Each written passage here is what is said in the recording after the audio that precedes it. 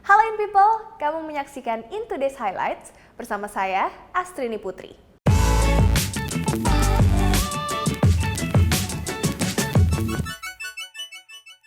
Di informasi pertama, Komisi Pemberantasan Korupsi menangkap Menteri Kelautan dan Perikanan Edi Prabowo. Terkait hal ini, Presiden Joko Widodo angkat bicara. Ya, tentunya kita menghormati proses hukum yang tengah berjalan di KPK. Kita menghormati. Dan saya percaya KPK bekerja transparan, terbuka, profesional. Pemerintah konsisten mendukung upaya pencegahan dan pemberantasan korupsi. Hingga Rabu sore, Komisi Pemberantasan Korupsi masih memeriksa secara intensif 17 orang termasuk Edi Prabowo hingga sang istri Iis Rosita Dewi. Gimana Pak? KPK punya waktu 1 kali 24 jam untuk menentukan status pihak-pihak yang ditangkap. Saya dengan ini akan mengundurkan diri sebagai Wakil Ketua Umum, dan nanti saya akan mohon diri untuk tidak lagi menjabat sebagai menteri, dan saya yakin prosesnya sudah berjalan. Sebelumnya, Rabu dini hari KPK menangkap Menteri KKP Edi Prabowo di Bandara Internasional Soekarno-Hatta. Ia diamankan sepulangnya dari Honolulu, Amerika Serikat. Penangkapan ini terkait dugaan izin ekspor baby lobster.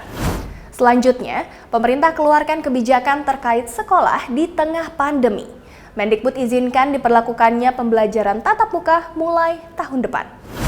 Menteri Pendidikan dan Kebudayaan Nadiem Makarim mengeluarkan kebijakan terkait sekolah tatap muka di tengah pandemi. Ia memperbolehkan pembelajaran tatap muka di sekolah mulai 2021. Nadiem menyebut pemberian izin pembelajaran ini bisa dilakukan secara serentak maupun bertahap, tergantung kesiapan masing-masing daerah. Di samping itu, sekolah yang melaksanakan pembelajaran tatap muka harus menerapkan protokol kesehatan yang sangat ketat. Meski begitu, hal ini sifatnya diperbolehkan, bukan wajib. Karena keputusan ada di 3 pihak, yakni pemerintah daerah, kepala sekolah, dan orang tua. Beralih ke kasus hukum. Terjerat kasus narkoba, selebgram Milen Daru masuk penjara. Kini Milen ditempatkan di sel khusus setelah sebelumnya sempat ditahan di sel pria. Muhammad Milen Daru Prakasa Samudro alias Milen Cyrus belum lama ini ditetapkan sebagai tersangka atas kasus narkoba. Milen pun menyesal dan meminta maaf. Milen yang sebelumnya ditempatkan di sel pria kini sudah dipindahkan ke sel khusus. Sebelumnya minggu dini hari, keponakan dari Ashanti ini ditangkap di salah satu hotel di Jakarta Utara. Kemudian polisi amankan barang bukti berupa 1 buah bong dan sabu seberat 0,36 gram hingga minuman keras. Selanjutnya dari dunia olahraga, pesepak bola legendaris tanah air Ricky Yacobi meninggal dunia. Ia menghembuskan nafas terakhir karena serangan jantung saat bermain bola.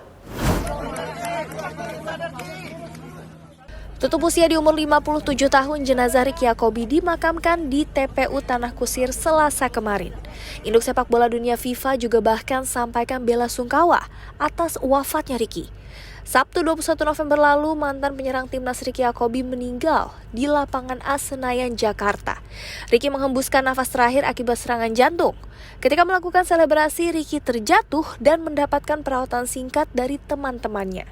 Almarhum juga sempat dibawa ke Rumah Sakit Minto Harjo, namun nyawanya tidak tertolong. Kabar duka juga datang dari Argentina. Sang legenda sepak bola Diego Armando Maradona meninggal Rabu malam waktu Indonesia. Maradona berpulang lantaran mengalami serangan jantung di kediamannya. Selain itu, pria berusia 60 tahun ini diketahui memang sudah mengalami masalah kesehatan sebelumnya. Adios, legenda. Berikutnya dari dunia tinju. Mike Tyson akan berhadapan dengan Roy Jones Jr. Pertarungan ini akan berlangsung di Staples Center, Los Angeles, Amerika Serikat.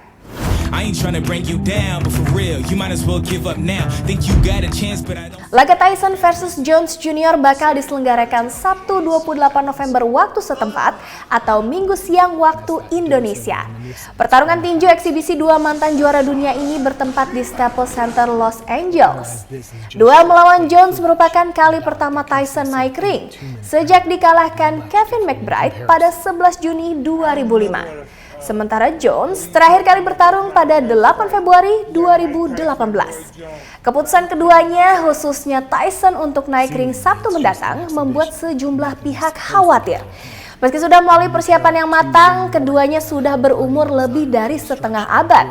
Tyson berusia 54 tahun dan Jones 51 tahun.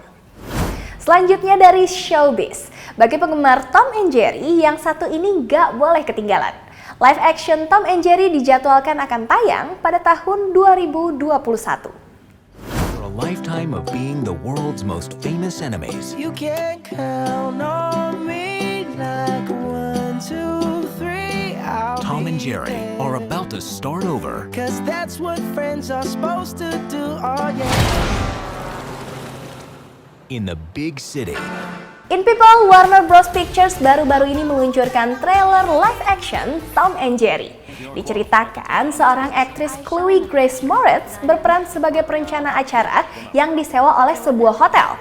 Ia juga diminta menyingkirkan si tikus Jerry. Dan disinilah Tom hadir juga untuk mengusir Jerry. Namun akhirnya Moritz harus berkolaborasi dengan Jerry dan Tom karena ada seorang staf hotel yang berupaya melawan ketiganya. Film ini dibintangi oleh Michael Peña, Rob Delaney, hingga Colin Jost. Disutradarai Tom Story dan diproduksi Chris Devaria, kisah jenaka kucing dan tikus ini bakal ditayangkan tahun depan.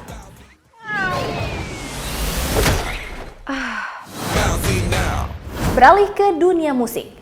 Musisi The Weeknd memprotes panitia Grammy Awards 2021. Ia menuduh penyelenggara event musik ternama ini korup dan tidak adil. The Weeknd terang-terangan menuding tim Grammy Awards 2021 curang, lantaran namanya sama sekali tidak tercantum dalam nominasi. Padahal ia mendominasi tangga lagu Amerika Serikat berkat album terbarunya After Hours. Tudingan korup juga merujuk pada proses pemilihan nominasi yang selama ini dirahasiakan. Meski begitu, ada yang menyebutkan buntut perselisihan ini adalah karena The Weeknd bakal tampil sebagai tamu di Grammy dan Super Bowl yang waktunya berdekatan. Kita beralih ke tanah air. 4 penyanyi Indonesia dipilih menyanyikan soundtrack live action Mulan, Reflection. Tapi sayang banget nih, informasi ini jadi penutup perjumpaan kita di In Today's Highlights kali ini. Saya Astri Putri, In Today in People's Way. Bye-bye.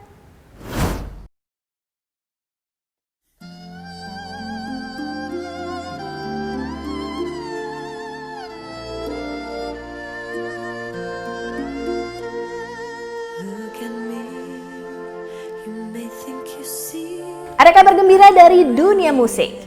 Yura Yunita, Nadine Amizah, Sivy Azizah hingga Agatha Priscilla terpilih untuk menyanyikan soundtrack lagu film live action Mulan. Rasa bangga dan senang tak bisa disembunyikan dari keempatnya.